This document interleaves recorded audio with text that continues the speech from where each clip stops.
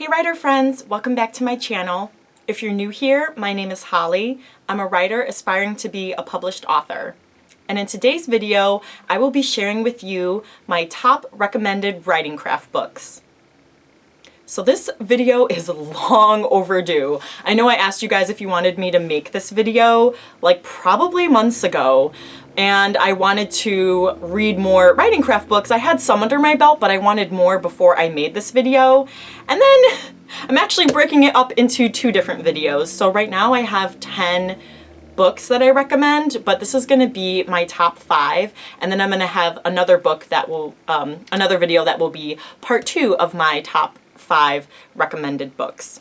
So be on the lookout for that one in the next month or so. So as a writer working towards publication, I realized that the number one thing that's going to help me reach my goals and to become a better writer, besides writing and reading more, is to work on my craft, and that's by reading writing craft books. So without further ado, let's hit the books. Book number 1 is The Emotional Craft of Fiction by Donald Mass, and the subtitle is How to Write the Story Beneath the Surface. So this book was invaluable to me when I was editing the second draft of my novel, A Bargle's Riddle. It was really a game changer for me to work on my main character's emotional arc when I didn't even realize that I needed to work on it. This book teaches you how to captivate readers on an emotional level, to create an emotional hook, to work on your hero's journey, and just to get people to become obsessed with your book. You know those books that you read when you can't stop thinking about them while you're reading it, you can't stop thinking about the book once you're done with the book, and it just becomes one of your favorite reads, and maybe even a book that you reread over again? This book teaches you how to do that. The other thing I like about this book is that Donald Mass gives concrete examples to back up the points that he's making, and so instead of just him telling you something, he actually shows you with the examples from real books. And I kind of marked this up with a whole bunch of highlighter, and I kind of wrote on the sides too. Let me see if you can see it. Yeah, so I kind of just like, I know you're not supposed to write in books, but I kind of wrote this as I was thinking about working on my character's emotional arc. What I like is that at the end of each chapter, he has like an emotional mastery kind of summary. And so then he gets you to stop and think about different aspects of your book and how to apply what you've learned to your manuscript. So this one is definitely recommended. Book number 2 is Self-Editing for Fiction Writers by Rennie Brown and Dave King. How to Edit Yourself into Print. So I am thick in the editing throes, so this book has been following me around everywhere I go, and this has kind of become a staple for me.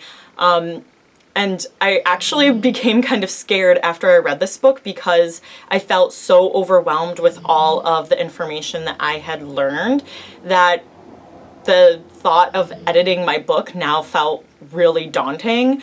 And I actually had really liked editing before, but now that I've learned all these different things that I need to look at, I kind of feel a little bit overwhelmed, but I feel like that's a good thing because there are points that I may have missed that, you know, I can now work on that will make my manuscript stronger. So this book taught me how to tighten up my exposition, how to work on realistic dialogue, even choosing the correct point of view, and even working on interior monologue. It's funny because I always called it like internal monologue, but they call it interior monologue, so I don't know if I've always been wrong all this time. So let me know in the comments below if you call it interior or internal monologue. But anyways, there were all of these things that I kind of knew how to do, like for example, reading your manuscript out loud, but they just go more into depth about it and just help you learn the ins and outs of all of these different editing techniques. Pretty much, this book teaches you everything, so I cannot recommend it enough. Book number 3 is one that everyone should know, and that is The Emotion Thesaurus by Angela Ackerman and Becca Puglisi. I think that's how you say her last name. Sorry if I'm butchering it.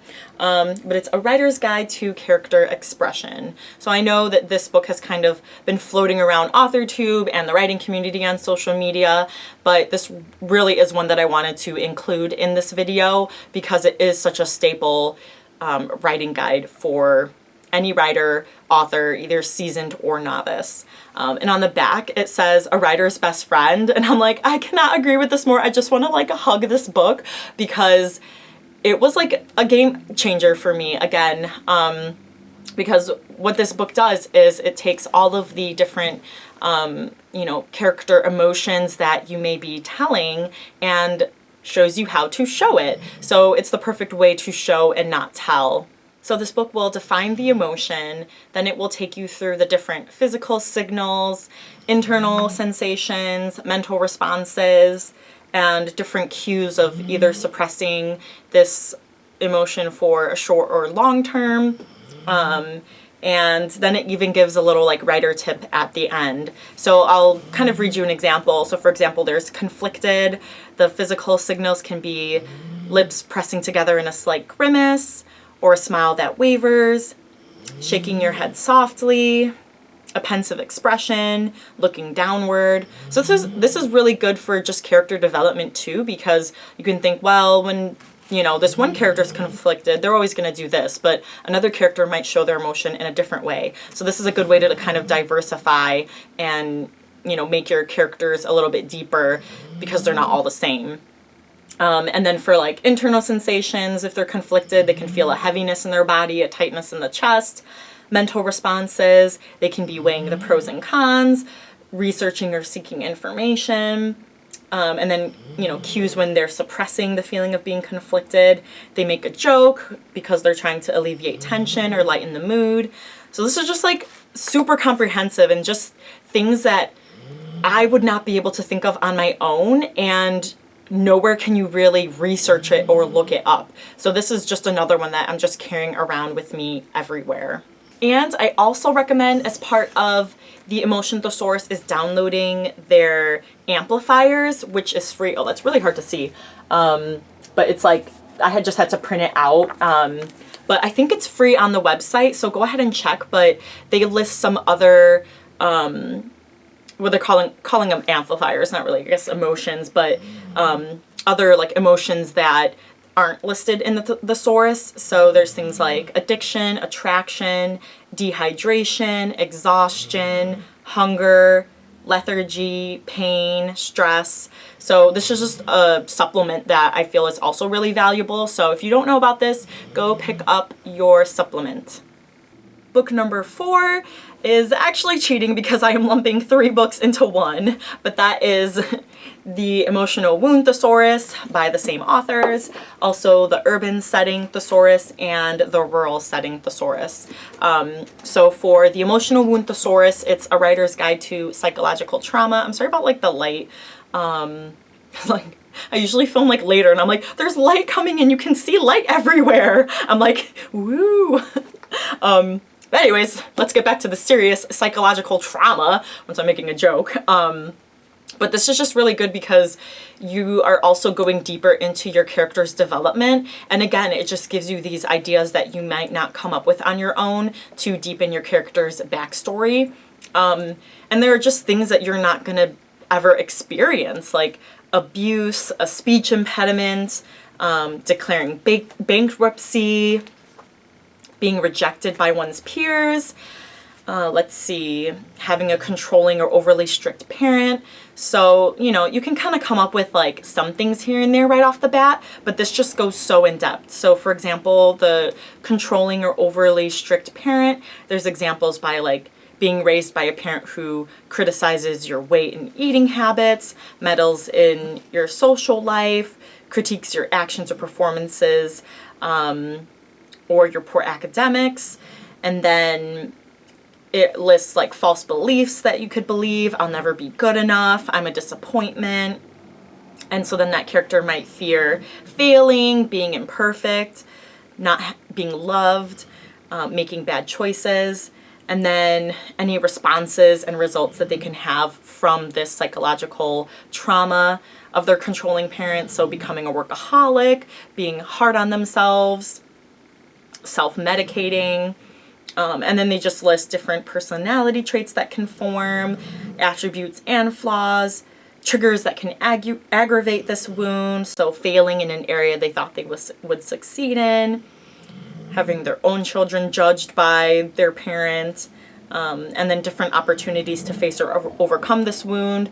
So this is just like a great way to work on a character's emotional arc as well. So they can start off like with the psychological trauma, and you can take them through their journey throughout your manuscript and being able to overcome it in the end. And then the last part of book 4 is the rural and urban setting thesauruses. So again, this is, you know, a way for you to experience things that you can't in real life. If you're, you know, in a city that doesn't have very many things, or if you're like never gonna go out into the country, then this is just a great way to enrich your settings and work all of the senses in your scenes. So for example, in the urban setting thesaurus, I'm just gonna pick like a juvenile detention center. Like, how many of us have been there? I hope you guys haven't been there, but anyway, so they go through like all the 5 senses, which is, you know, something every writer wants in their manuscript, to include not just sights, but sounds, smells, tastes. So the juvenile detention center talks about the facilities enclosed by chain link fences. There's a multi-purpose rec room, an area with tables and seating where residents meet with visitors, and then different sounds, electronic doors buzzing open, voices speaking over the intercom, just things that like you wouldn't even know, like, do they have this? Like, this will tell you. And then even just different textures, sensations, smells from a cafeteria, people found there, possible sources of conflict, could be claustrophobia, gang or race-related conflicts.